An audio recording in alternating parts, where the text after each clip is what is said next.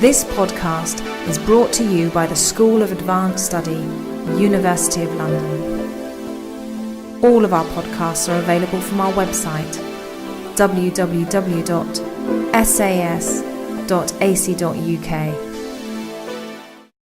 Welcome to the session. I'm very grateful to my IGRS colleagues. And looking around, we're all IGRS, members of IGRS, which is good today. And we have, in fact, very distinguished members of IGRS, including the director, Professor Bill Marshall, who is here to cover for French archives and libraries.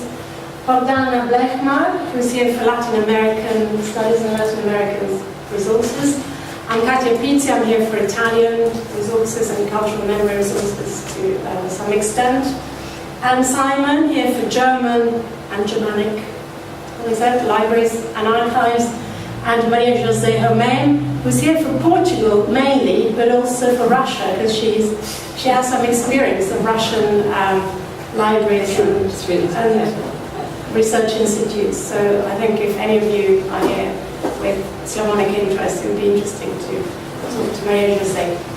So I'm not going to say too much as a way of introduction, because the reason why this is a roundtable discussion and a Q&A session mainly is that apart from some very sort of specific general forms of advice that we can give you along the lines of speak to your supervisor first, or please check before you go to a library whether you need to take certain forms of documentation rather than others. You know, some libraries require a passport and others don't, a letter of recommendation from your supervisor, etc.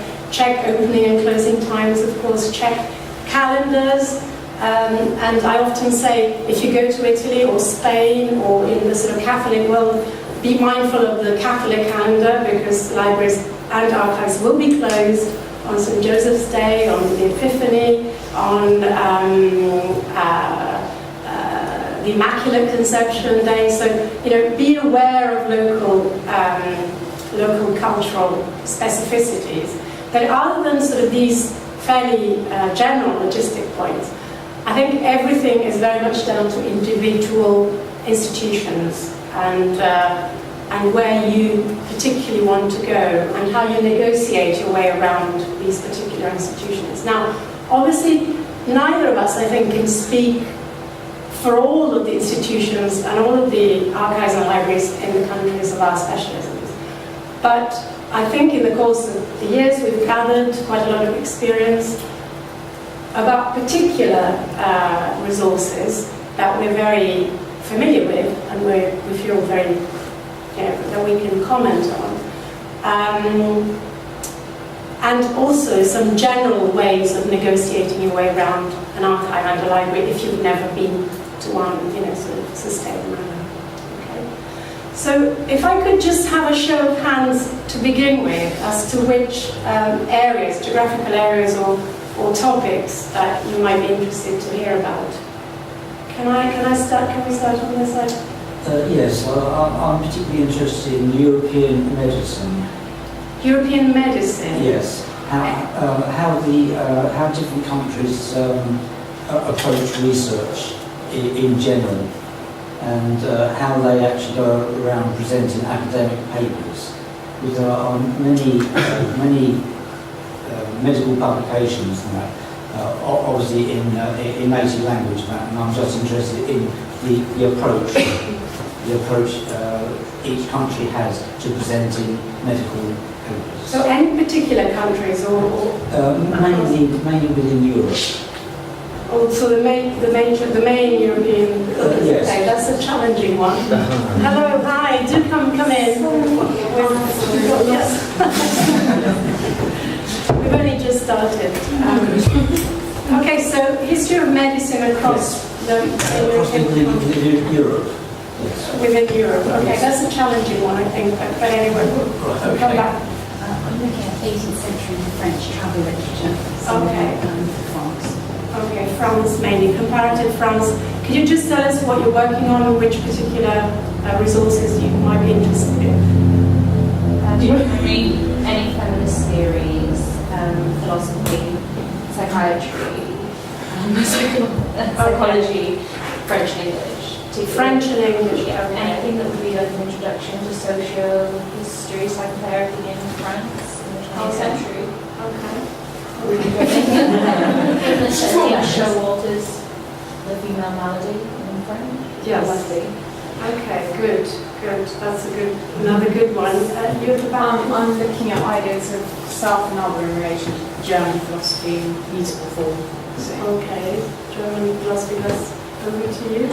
Hispanic visual cultures is quite a broad corpus I'm doing, starting from more sort of Civil War propaganda and the Nodos newsreels up to Picasso and things, and then contemporary cinema, looking specifically at representations of infant mortality and children as symbols, using ontological theory and theories of trauma and memory.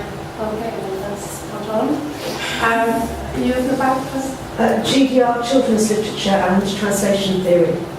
Okay, excellent. Again, similar GDR, also Christa Wolf, but her work was unification in terms of how the Deutsche Literaturstreit affected her work since. And of course she died last year, 1st of December 2011, so if anybody can shed any light as to whether there's more archival material that has come out and where to find it, that would be useful. Okay, GDR, is that? Okay. I'm looking at first-person writing and sexual deviance in the context of early 20th century sexology and psychoanalysis in Germany, and I'm interested in first-person writing within the context of Marcus Hirschfeld and Zygmunt. Okay, and you're radical social reforms and Risorgimento, so archives, correspondence, response. okay, so it's Italian studies. Yeah. Okay. And then we have, of course, Andrea who's my cavalry, because he's in Italian studies and he's fresher of archive research, so he can comment on possibly resources that I'm not entirely familiar with.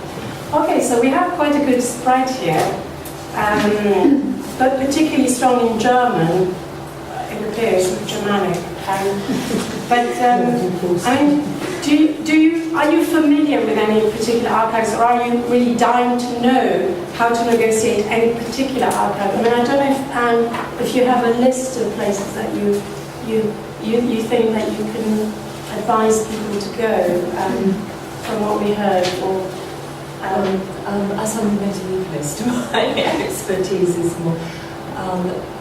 But I would ask, first of all, do you know of any particular collections in any particular libraries in Germany? Because in Germany, of course, you have the great state libraries in the capital cities of all the Länder, but you also have, and in Austria as well, of course, but you also have numerous smaller specialist archives that would deal with or contain material more specifically on what you're working on. And I think one of the first things you have to do is identify the archive that fits with the material that you're working on. Now, I can give some general advice as to good archives to work in Germany mainly.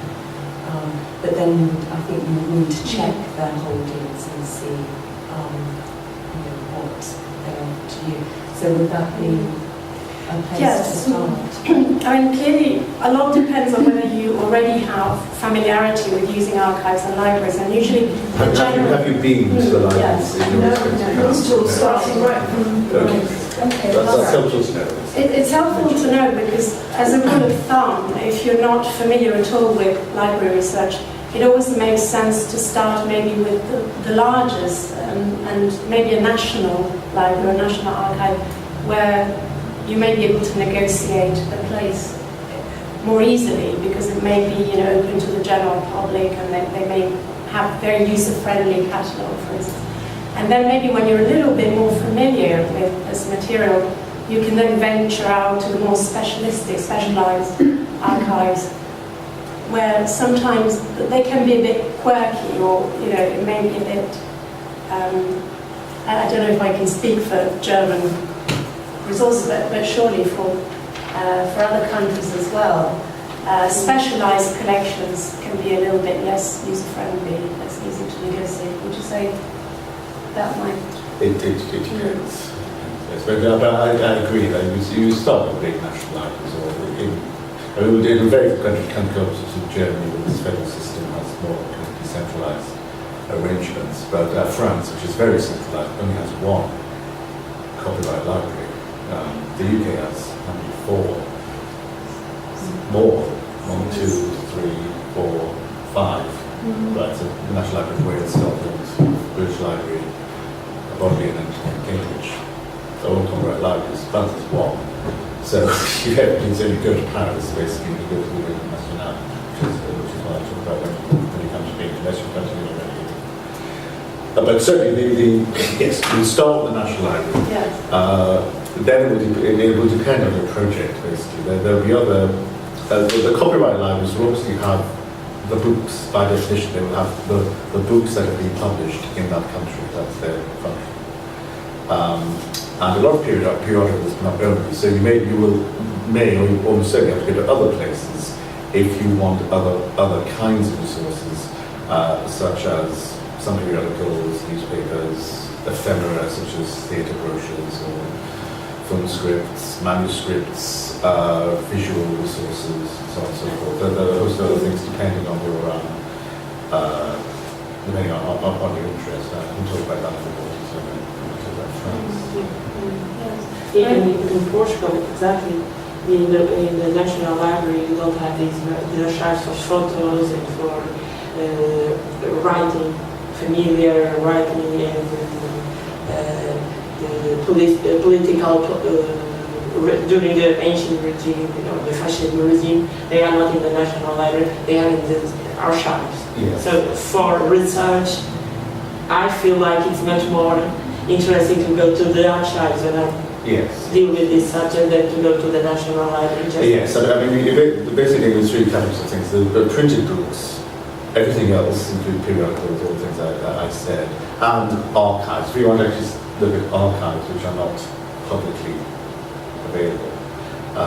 Some national libraries will have particular holdings, but otherwise you have to go elsewhere. They could be anywhere. The other thing I would say, just as we're talking generally, is that no matter what country's culture and literature you're working on, you may find it useful to look at other national libraries as well. I mean, it's almost certainly going to be the case that if you're working, say, on psychoanalysis, that going to France, going to the Bibliothèque Nationale, and some other things there, which in libraries in your own country, as it were, your own country of study, will not have. In the same way as you can find in the British Library, which you can't find in the Bibliothèque Nationale, which are in French. The British Library's holdings on non-metropolitan French fiction, for example, are better than the French National Library.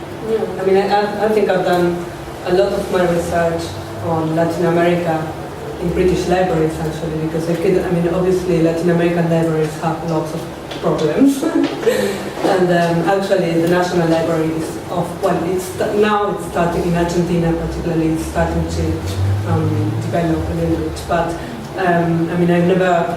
I could never find anything there during my PhD, when I did my PhD.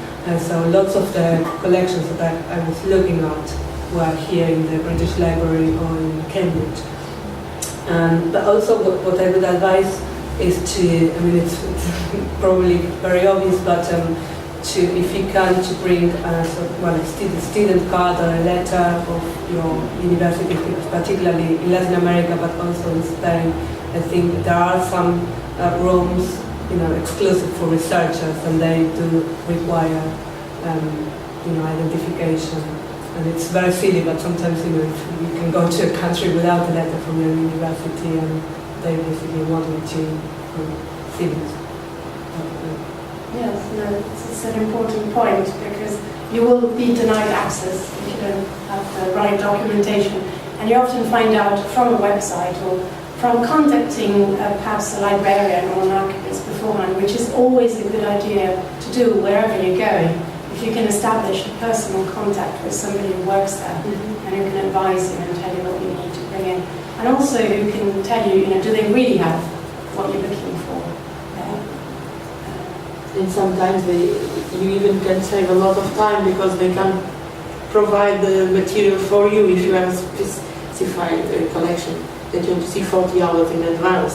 So if you go just 4 days there to look for something, it's really good that you can contact the librarian and they will provide this for you in the National Archives database. But since the National Library came up, and I know that year after year the Bibliothèque Nationale is always very, there's a lot of interest around it because it seems to be these sort of Byzantine plays that, which, with mechanics are a little bit complicated for outsiders. Is there any specific interest on the Bibliothèque Nationale in Paris? Yes. Have you been already, or are you just? I think it is relevant to more than people just working on in French studies actually. So I could talk about it a little bit differently. Yes. Can I swap seats then? Sure. Call it up.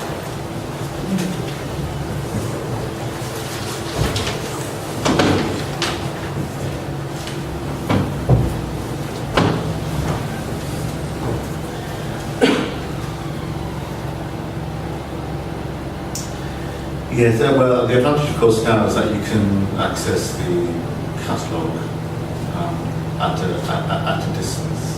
So although in theory the library has several sites, which I'll talk about the others in a moment, but the main one is the Bibliothèque François Mitterrand, which is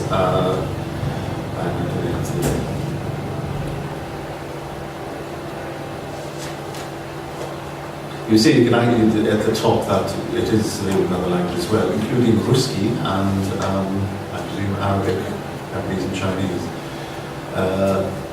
The NF pratique is the practical Bibliothèque Nationale.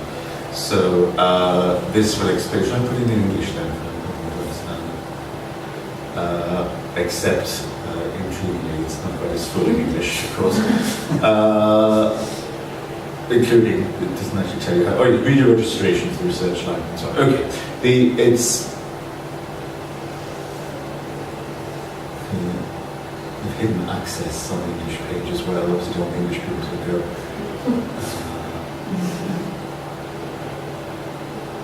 Let me just go back one sec, there with me. Adresse et transport. Right, so it's basically in the southeast Paris on the left bank of the Seine, and there is an actual metro station, Bibliothèque François Mitterrand. And they even just a kind of card that you can use on Paris transport. Right, okay. Yes, the whole thing about the Bibliothèque Nationale, I don't know if you've seen photographs of the Bibliothèque Nationale, but it was initially every French president has a kind of vanity project, and one of Mitterrand's vanity project was the new National Library, which moved from its original place about 50 years ago. It's a completely modern complex, and the disaster was that they tried to be the architect in a show of wit and cleverness, decided instead of the usual wisdom of putting the books below ground and the reading rooms above ground, did the opposite. So the books are housed in these 4 glass towers, which are shaped like open books. And of course it was a disaster because the sun damages books. So ever since then they've had to kind of construct various devices to prevent the sun getting into the glass towers and also move books away and so on and so forth. So the reading rooms actually, you have to go down, and I have to say it's a rather ghastly, impersonal, inhuman place. And it is much more difficult to navigate than the British Library. Having said that, once you're in, and once you've got your card, it operates reasonably okay, and it is a fantastic resource, obviously. So what happens when you apply for your card is that you are kind of interviewed, and this is meant to be a kind of helpful interview, meant to guide you into particular sectors of the library that might be useful to you, particular holdings. including, one thing I will mention, this is where the Bibliothèque Nationale is much better than the National Library in terms of audiovisual holdings. There's something called the INA, Institut National de l'Audiovisuel, National Institute of the Audiovisual, which has all the radio and television archives in France. And so if you want to access them, you get spoken to by someone from ENA as well, and they explain how to do it. And I mention it because although none of you said that you're working on what this was working on Spanish for, I think you will find in all domains that the audiovisual archives would be useful if you obviously can speak understand French, because they allow the radio, for a little radio archive from France Culture with interviews with those extraordinary writers and scientists and so on and so forth. All that is very easily available, so you don't have to be working on literature to look at that material. So I think whatever you're working on, I would suggest looking at the Bibliothèque Nationale website. So it's www.bnf.fr. And if you don't understand French, clicking on the language and looking at the catalogue and seeing what's there. The Bibliothèque Nationale has several other sites, most of which are in Paris, but they deal with non-printed book material by and large. So the original site at Richelieu has manuscripts. It has particular holdings on theatre, art du spectacle, as they call it, so that would be theatre, music, and so on, engravings, photographs, etc., etc. There's a smaller one called at the Bibliothèque de l'Arsenal, which is Arsenal in English, basically, which again has theatre and musical holdings. There's a library at the Paris Opera, which is part of the Bibliothèque Nationale. There's a library in Avignon, which is connected with the Avignon Festival. So that's what to do with theatre. So the main one is obviously our Bibliothèque Nationale. Now the other main research sites in Paris are, again, depends what you're working on. But there's another library which is devoted to film, the Bibliothèque du Film, which is BIFI, B-I-F-I. Again, which will have holdings not just on French cinema. For those who are interested in looking at historical archives, there's also something called the Archives Nationales. The National Archives of Paris are there. And the National Archives could be relevant to all sorts of domains. It could be relevant to history of science and medicine. The colonial archives for France are in Aix-en-Provence. I'd also mention the municipal libraries in France vary greatly, but they can actually be very good and have very interesting local holdings or unusual holdings and so on. And particularly the often called Mediathèque as well as Bibliothèque, right? So it's kind of books and media. So the Mediathèque of the city of Paris is another very good source. Now I've been racking my brains trying to think of particular things on psychotherapy, psychoanalysis, and also medicine. I have to say I don't know offhand. I'd have to do the same as you Google it. I don't, to my knowledge, because we have the Wellcome Foundation in Britain, which deals with the history of medicine and so on. And at the moment, I'm a bit more warning that I might be able to produce something. At the moment, I don't think I produce anything particularly helpful. But we can think about it, maybe Yes. and maybe get in touch. I mean, certainly there are various psychoanalytical institutions in France which will have archives. One of the issues, of course, is that it's very riven with disagreement and dissent. There are various kind of schools of psychoanalysis, etc., which don't speak to each other, which hate each other, and so on and so forth. But there's a bit more digging in there, so it wouldn't be too difficult to figure this out. The other thing I just mentioned, just plug, is for the person working on feminism and feminist theory, I would plug for Quebec as well, because if you can find an excuse to get paid to go to the Bibliothèque Nationale in Montreal, there is actually very interesting feminist things and feminist theoretical things in Quebec. And we have a big conference on in May, in conjunction with the Centre for Writing, which is about women's writing and filmmaking in Quebec. And I actually very interesting and significant things which are relevant to any discussion of feminist theory in that. Well, that's the best I can do for the moment. That's very good. Are there any questions? Yes. I'm sorry, I should have asked as well. Do you have any advice on the Switzerland? No, I've never done any research in Switzerland. In Brussels, I mean, again, there was a copyright library in Brussels, the Bibliothèque Royale, it's called, which Michael's was looking at the catalogue at a distance. But I'm afraid I don't have any experience with Switzerland.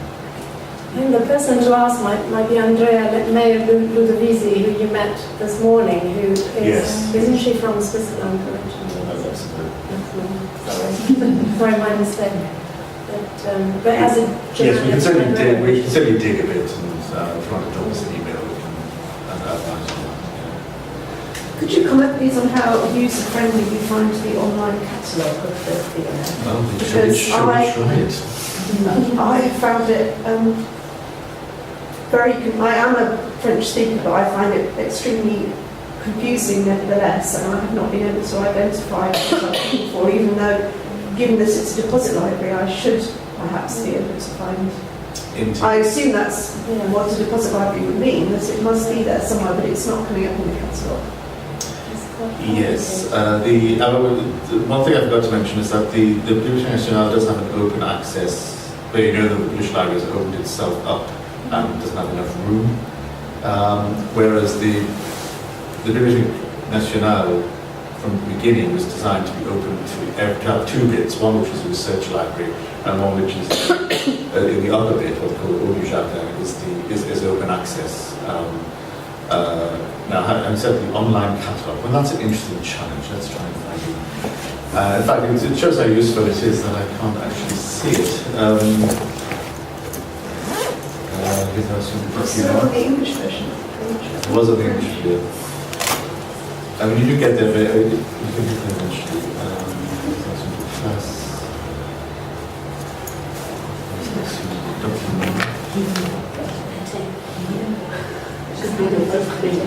I know.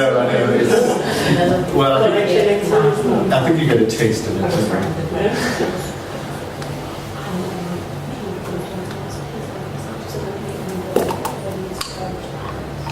Catalogue, right?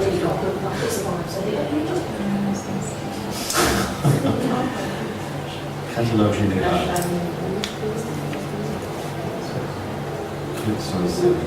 I have catalogue. Okay, accès au catalogue général de la BNF. What do you want me to look up? Well, choose something more general than my specific thing, which is not of interest to anybody else. But tell me. I'm looking for the translation into French of an East German children's book, which by Ottokar Doma. Can you spell the surname? Domma. And I understand there's a translation into French, which I will be interested in looking at. Now, unfortunately, Roma, of course, means various things in Italian as well. So and Russian. Yes, okay. Let's go back. Retour à la recherche. What's the first name? It's Ottokar. Ottokar.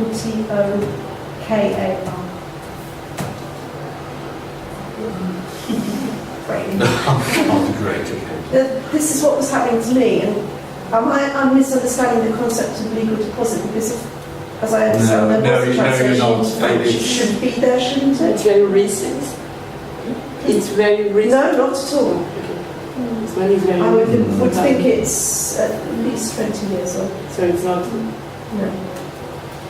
Yes. Okay, well, I mean... No, I'm just thinking about what I would do next, basically. And I was looking through all those different categories. And this is the stage I got to and got completely foxed after that. Maybe it's in a special collection. Well... I have to say as well, unfortunately, that the copyright and legal deposit direction of Bibliothèque Nationale is not always reliable. It's this is one of the bad things. I was talking about some of the good things, which is audiovisual stuff and so on, and the open access. But No. Did you try the bridge libraries? Sometimes you may find, yeah, it's true. I know, I hadn't realised until I just heard this now. What's the German? Well, there's a whole series and 20 or so different titles, and I don't know which ones have been translated into French. Right. I mean, to be honest, in that case, I would go to Amazon. I've done that already. No, and does it come up? I've done Amazon, I've done eBay. Does it come up on Amazon? In German, yes, but not in French. But then, are you sure there is a French translation? Well, this is what I'm understanding from the back. Sorry, I haven't known this. That's what it's telling me on the back cover of the German edition.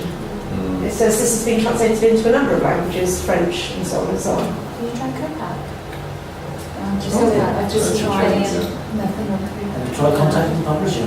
That was going to be, that's my next. That's right. The message may be, I think if it's not on Amazon either, I think... Yeah, those are all the They may German be ones. referring to planned translations, say, or it may be translated but not published, of course. That's the other thing. Good point. Sorry, you were saying? Yeah, I'm on bookfinder.com because I search for things with Spanish titles, but then you can specify which language it's written in. And so you can search for maybe the original language title, but then say written in the translated That's what I would need language. because I don't know what the French title is. I don't know what the German title It can be useful, it can be hit and miss, but it's bookfinder.com. There's one mistake. It will ruin your bank account. You'll not have any money ever again. Yes, well, this is what it says on the back. Yeah, it's only a sold books, it's not libraries. Well, I want to consult the French translation. The evidence so far points out that there isn't a French translation. Oh, well, But then they're lying on the back.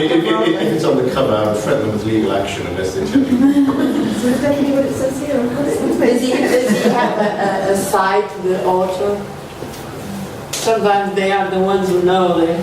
Have you searched The author's website?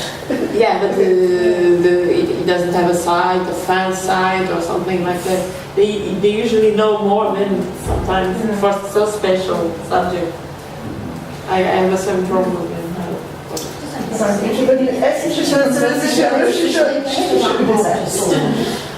Can you just briefly address the issue of charges? Because I understand you have to pay to use the Bibliothèque Nationale and possibly other libraries across Europe. If you do, I would claim the money back from the old departments, though. Can you do that? So the Bibliothèque Nationale charges you. I don't think the Biblioteca Nazionale in Italy charge as yet. Do they? I've never had to pay, of which there are 5. What about Germany? Or you don't pay as libraries? No, not in Latin America. I don't exist. You pay for the card. You pay for the card in Portugal. Is it redeemable or is it? No, I use like 10 pounds. I have a card for some time. That usually happens at interview time, but Sometimes another year. So I just asked if you actually Is spend it that. is the copyright owned? Is there such a thing as a They copyright? haven't listed how many documents suppliers there are, so once you're advised, just keep signing them and because I've said I'd like a financial limit rather than a numerical limit because the colour photocopy of the British Library is £16 then. Can we address perhaps the crystal ball size? Oh, sorry. No, just telling you can get a 3-day card, a 50-day card, an annual card. Annual card is €35 for students aged below 35. So that's something to bear in mind, and obviously you have to budget for that. Hopefully you can claw it back from your department, but sometimes you're being charged, but usually not. I'd say the Bibliothèque Nationale is a bit different in this respect. Yes, from national. I have a question. You said that you used to write film commercials. I'm working on some Chantal Ackerman films. So do you know if they've got any good, especially for like Spoken ID, because it's not too much written. That they got Like any good film archives. There is this International Federation of Film Archives, do you know? Oh yes, yes. Because it's in Belgium, I think. Oh, okay. And I mean, it's actually not for just for Belgium, it's for basically everywhere in the world. It's it brings together institutions dedicated to rescuing films both as cultural heritage and as historical documents, and it has 150 institutions from 77 countries. So, I mean, it is. I mean, I didn't know it. I have just came across it, and it's invention. Sorry? It's the Kia. Yes. But it has official archives, private collections, museums, universities. I mean, not just archives. So it's worth, I think, looking at it. There is also for you that you are working on Spanish films as well, isn't it? Yeah, films as well. Yeah.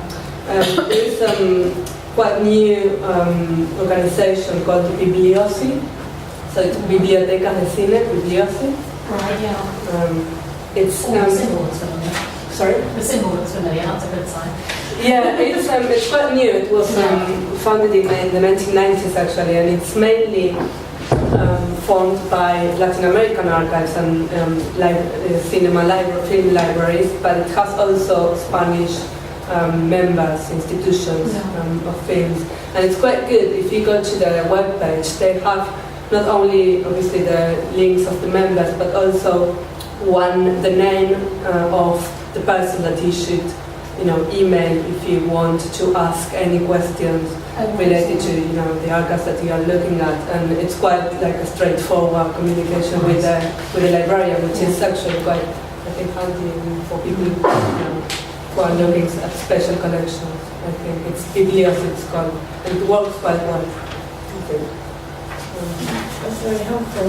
Do you want me to answer the question about Belgium and Chateau? Oh yes, sure. I mean, there would be a lot of background stuff in Pizzi, Paris, and the other particular, is it particular films that you need to see, or is it just documentation in general? Anything really. Sometimes, if all else fails, there's something called the CNC in Paris, the Centre National du Cinéma, which will have copies of every film, although they're not all that difficult to do with. I do have information about Belgium upstairs, but I have to go and get it. In terms of cinema and a particular film resource in Belgium, I'll have to go and get it. The Leuven University Library is also very well stocked, but I'm not sure what their holdings are in film. But in Louvain, I know, and Louvain, the old university, they have a fantastic library. Sorry, I wanted to go back to Cristobal, perhaps, and whether Anne has any advice on the sort of German side of things, the GDR side of things, because I get the impression that there's quite good coverage like that. The main research library in Germany for people working in the modern period is in a place called Marbach, which is near Stuttgart. You may have heard of it. And it's the Deutsches Literaturarchiv. The Deutsches Literaturarchiv in Marbach, near Stuttgart.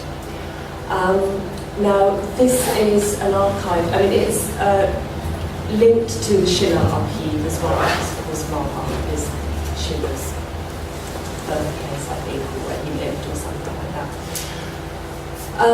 The Deutsches Literaturarchiv specialises in the modern period. So it specialises in modern, by modern, anything really sort of 19th, 20th century and contemporary authors, critics, cultural historians, so anything like that. It also is very good because it has a very extensive library of newspaper cuttings on any of the authors whose works are in its holdings. And this is something, it's one of the things it makes a point of doing. And it, of course, also collects all the relevant secondary literature. And it has the deposits of a number of major 20th century authors. So their personal papers, their letters, correspondence from other people to them. So if you're working on the modern period, whether it's Cristobal or anything else to do with the modern period, it's worth checking Marbach first. The catalogues of the collections are online, so you can do a first general sort of search to see whether it is a useful place for you to go. Now, Marbach has a number of very helpful points. First, it's very easily accessible. It's on the S-Bahn from Stuttgart, about half an hour from central Stuttgart on the S-Bahn. So it's very easy to get to. Secondly, it provides on-site accommodation for visiting scholars at much lower rates than you'd be paying in, a hotel somewhere. And this is in a thing called the Kollegienhaus. The Kollegienhaus. And what you get is basically a sort of apartment with cooking facilities and work facilities there. The advantage of the Kollegienhaus is, firstly, as I said, it's cheaper. Secondly, for longer stays, they do a reduced rate. So if you're just going there for anything up to a month, it's something like €25 a night. If you're staying for longer, I think it goes down to something like €15 or €20 a night. And everything you need is provided there for you. The other good thing about the Kollegienhaus is that there are certain, because they regard it as part of the library, there are certain types of material that they will let you take out of the library to the Kollegienhaus to work on. The other interesting thing about Marbach is that it does stipends for visiting scholars. So if it has material that you want to work on, it does a number of different types of stipend, including for postgraduate students, postdoctoral students, and established researchers. And they will fund you from anything up to sort of short stay to, 3 months, 6 months, a year. So if you want to go to work in Marbach, it's worth checking out their stipend program, because that will include things like reduced rates in the Kollegienhaus, for example. So Marbach, if you want to work on anything relatively modern or contemporary, is the place to go. They're very, very helpful. I have a friend who works there a lot, and he says they are genuinely very helpful. Material is brought up very quickly for you, so you don't have to order weeks in advance. You can order it and get it up within an hour.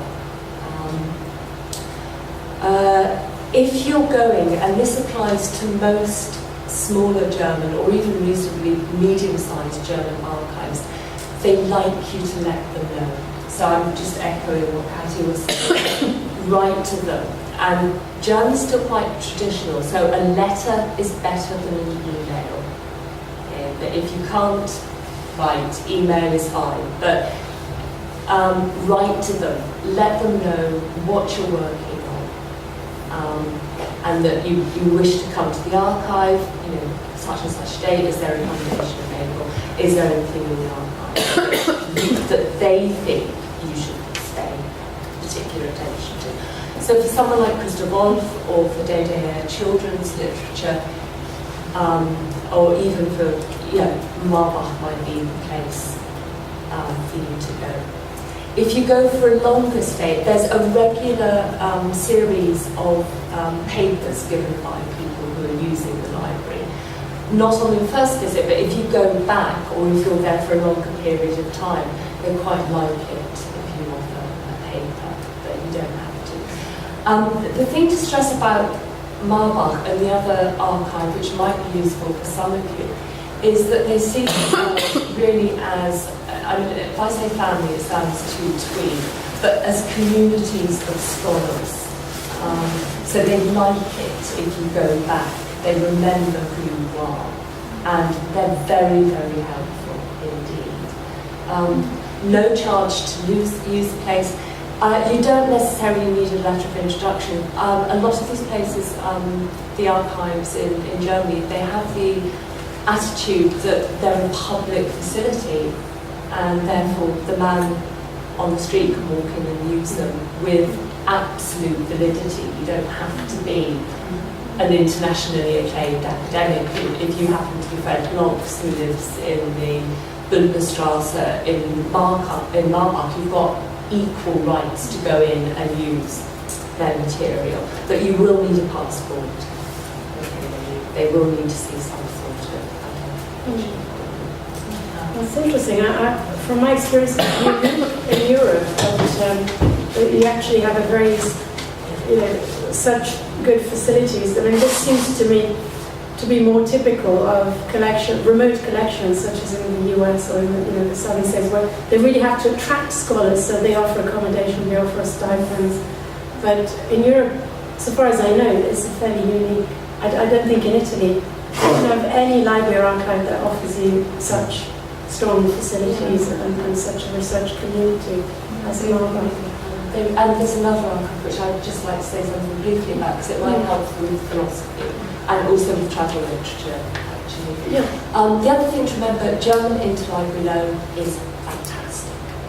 If you order something through interlibrary loan, you don't have to wait for the rest of your lifetime for it to arrive. Sometimes it arrives within a couple of days.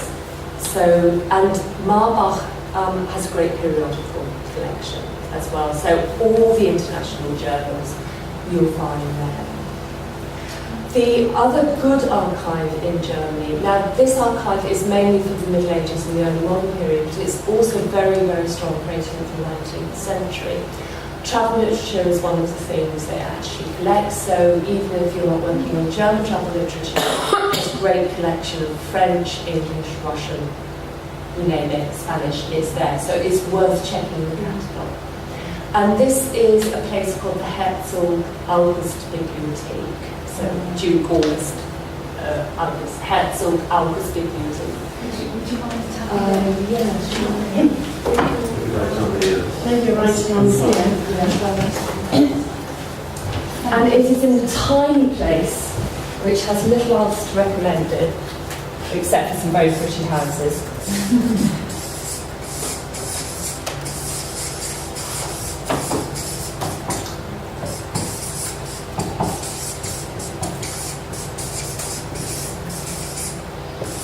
It's in a place called Wolfenbüttel.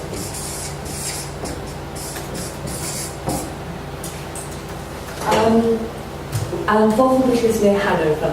So again, it's very, very easy to get to. Very good. Links. People like Leibniz and Lessing were librarians of Wolfenbüttel. So it's very good for theology, it's good for philosophy and the history of thought generally. So again, it might be worth checking out. It's less good for the modern period. They do what they can, but obviously they buy to the strengths of the collection. History of science, history of science and medicine, actually, Wolfenbüttel is very good for. And there are, I mean, when I've worked there, I've met people who've been working on history of science and medicine in the Wolfenbüttel archive, so they are well worth checking out. The same general, yeah? Hi, so I came in rather late, but I was wondering if you knew anything about 19th century newspapers in Germany, because I know in Britain a lot of them have been digitised, which is very helpful, but that doesn't seem to be the case in Germany, and I just wondered if you know anything about newspapers. There is a specialist newspaper archive, but I don't know exactly where it is. Maybe Dusseldorf is ringing in my head for some reason, but it may not be. No, any digitisation projects in Germany have tended to focus mainly on manuscripts and early printed material first, because a lot of German libraries have fabulously rich holdings in those areas, and less on. But again, Wolfenbüttel has collected journals and periodicals since about the 17th century. So I would look on their catalogue. Because the actual basis of the collection was a duke who was a bibliophile and sent agents all around Europe in the 17th century collecting material. So anything from that period on. And I know, again, people who have worked on periodicals and journals using Wolfenbüttel holdings. So, again, with Wolfenbüttel, they have accommodation, which is cheap. And again, everything is provided that you would need, down to ironing boards. I tell you, a washing machine, coffee maker. So it's a maker.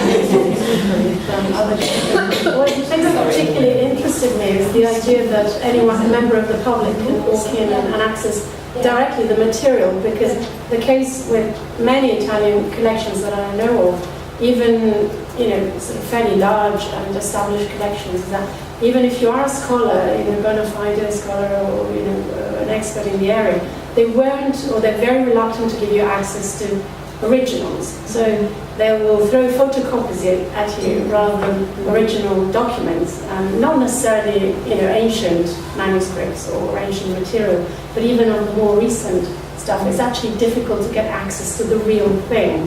I think if a library regards themselves as a public service, then obviously that they would, and you don't necessarily need to be a particular authority in the field. So beware of photocopies, because that's the bane of the scholar's life in some respects. That you're fobbed off with not the original article, not the genuine article.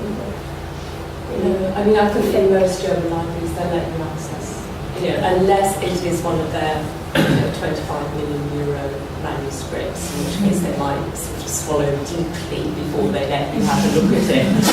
Or ask you whether you mind terribly perhaps looking at the facsimile first. They give you anything. So they are great places to work. Wolfenbüttel has accommodation. Wolfenbüttel is another library that does stipends for doctoral and postdoctoral. So if if it were a collection you wanted to work on, you might be able to get a stipend. I mean, these are competitive. Very competitive, but they're great things to have because they're generous. It's not you have to count every single penny stipend. They're sort of sensible, realistic. This is what you actually need to live in Germany and buy books while you're there, sort of stipend. So those are the two really good places. I mean, obviously Berlin. I was actually thinking Akademie der Künste for the latest sort of the private diaries, possibly. Yes, again, I would write in advance. It's just a gesture they appreciate.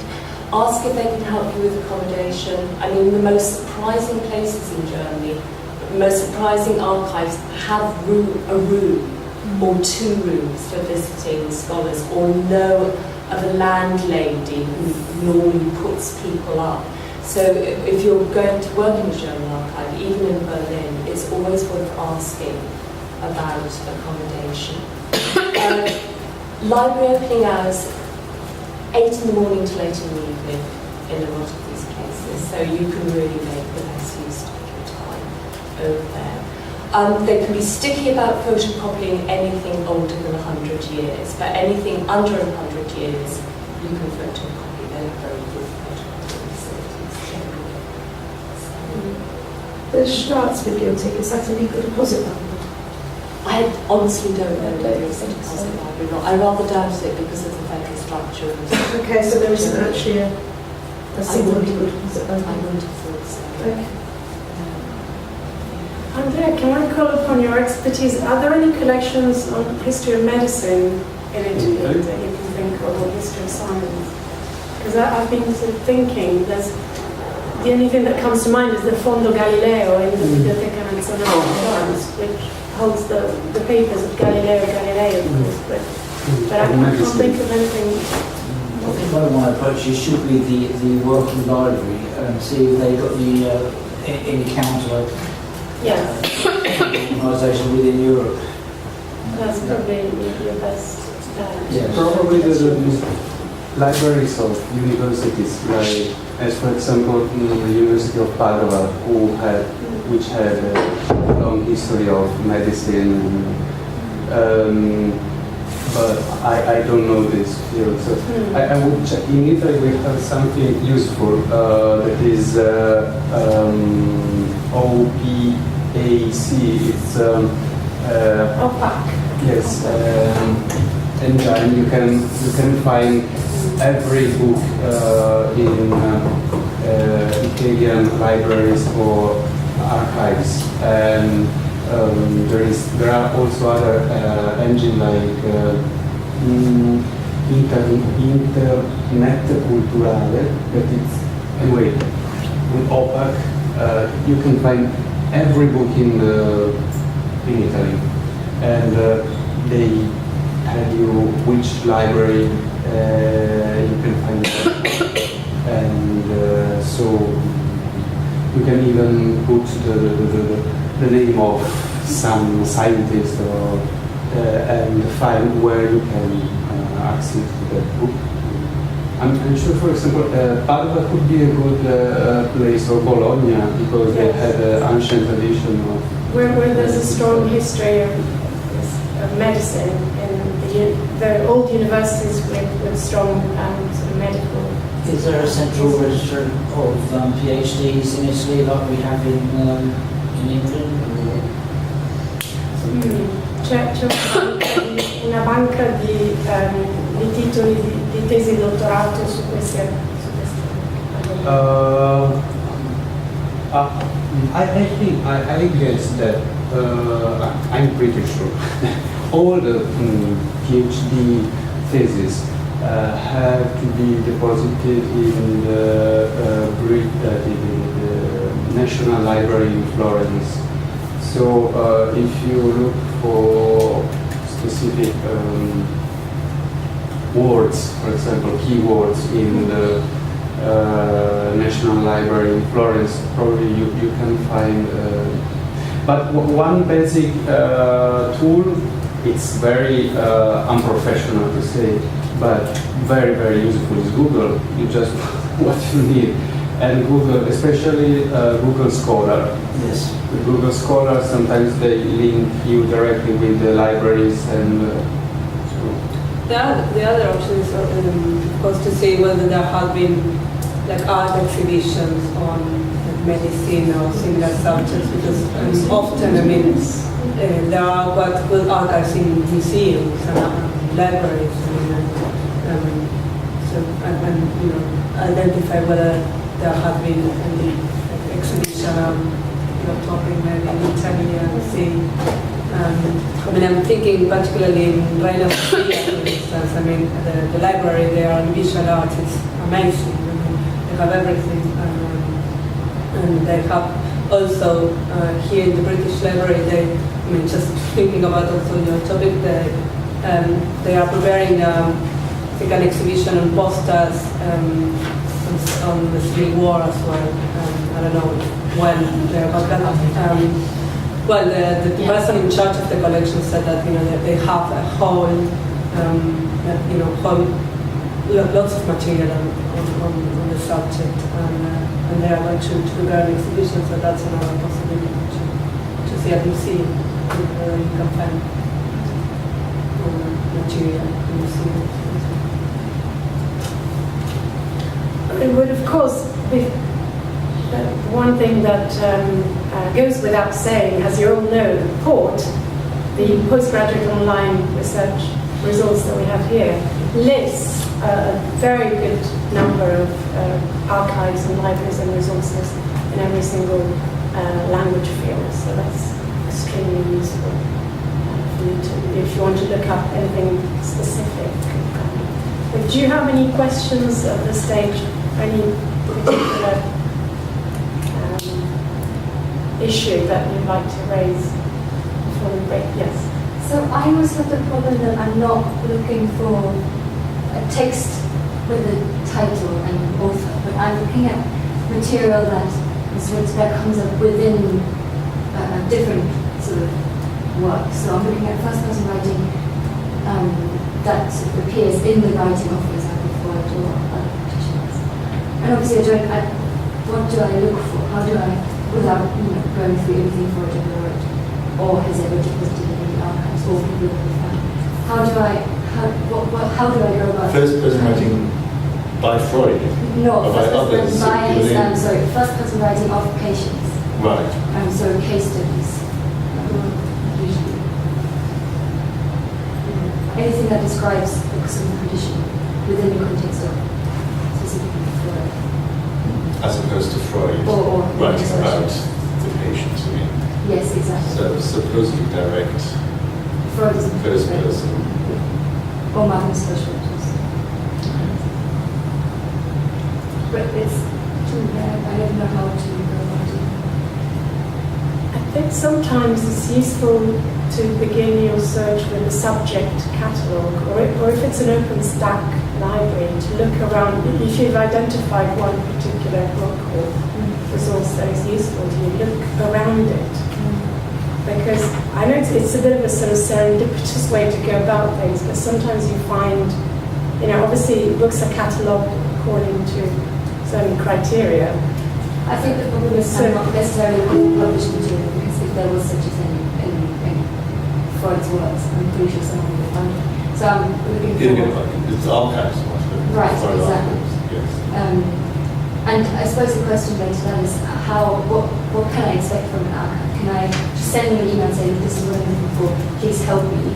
Or should I be much more precise, should I be much more sort of offering something in return, offering you?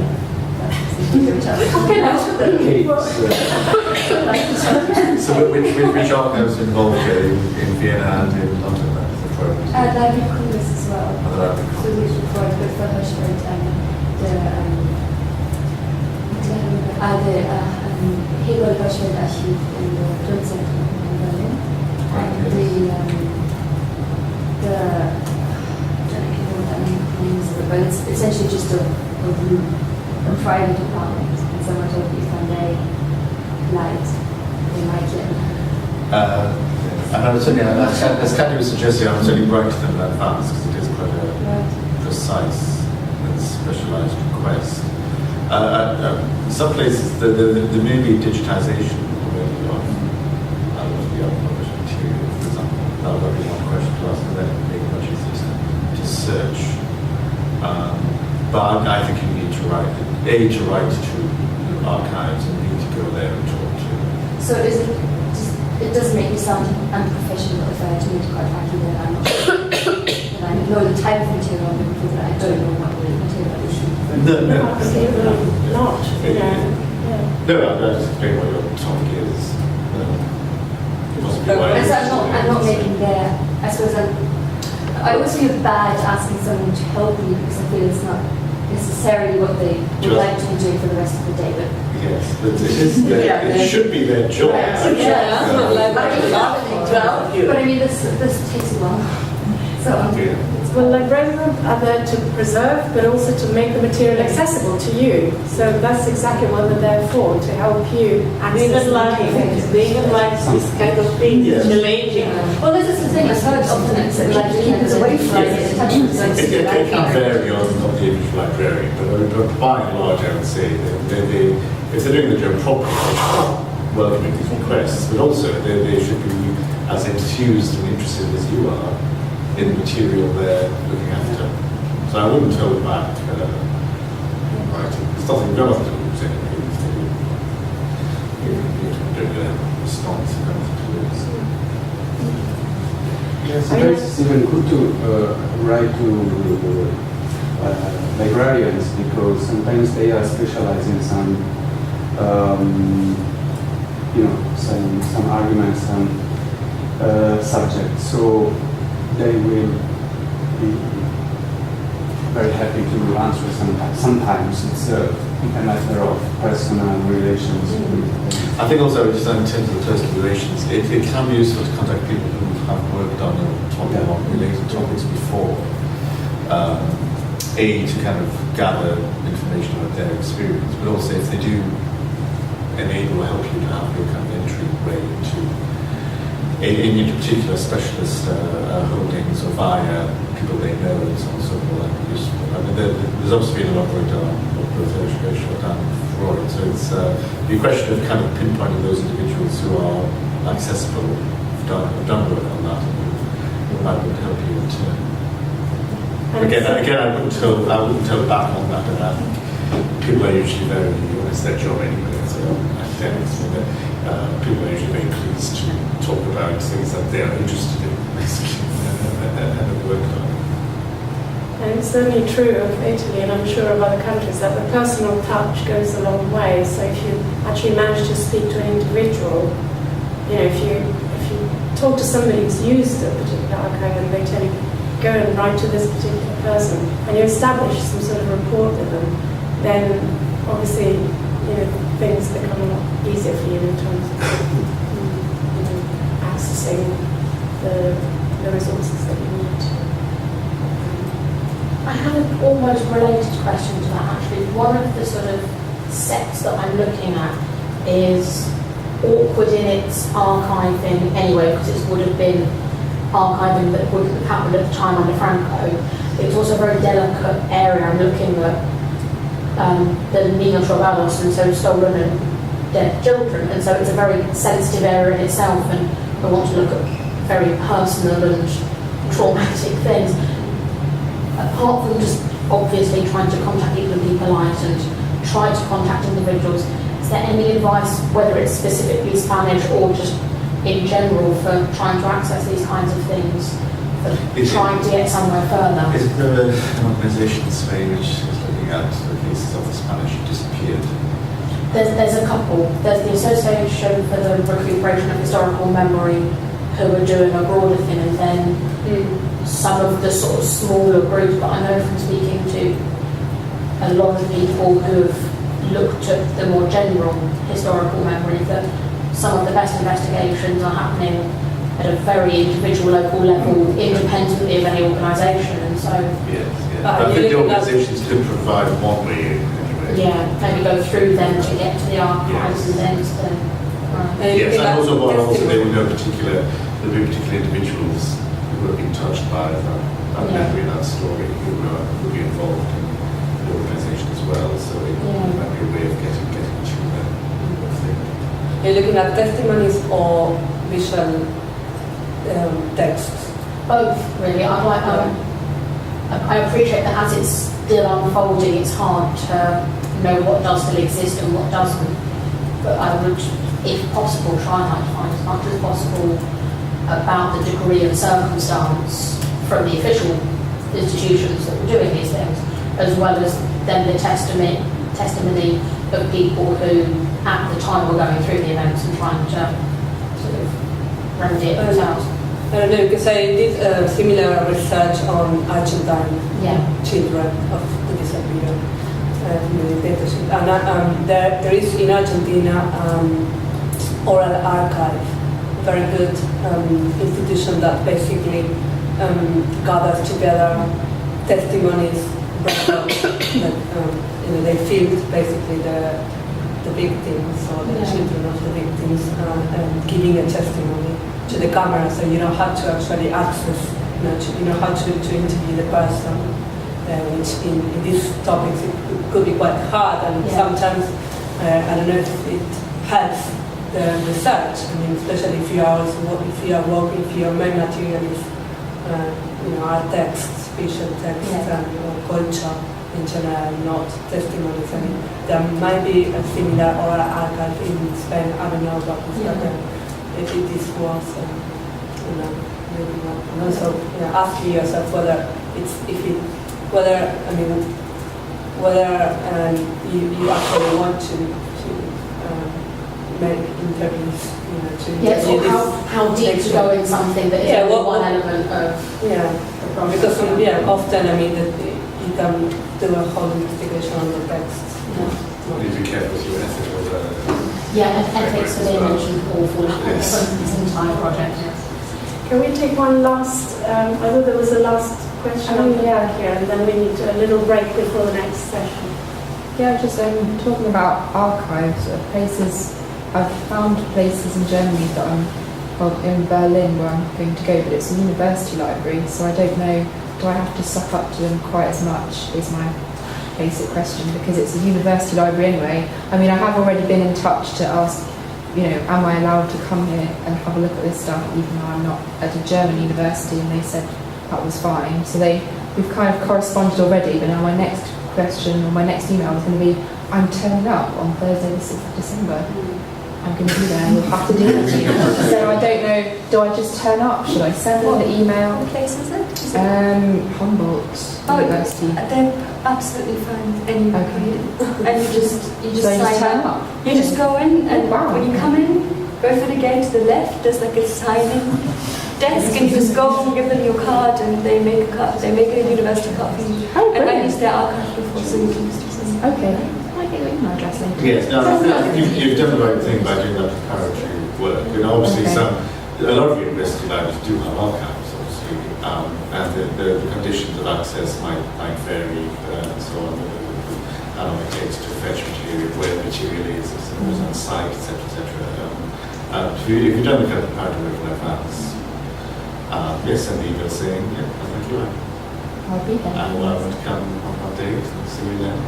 And make sure they're not closed on that day, or they're not. That is very important. Studying the term times and opening hours, so hopefully it'll be right. I was travelling over the Atlantic with an American scholar who was going to work in the Bibliothèque Nationale. I think it was the next day was their 3-week closing period in September.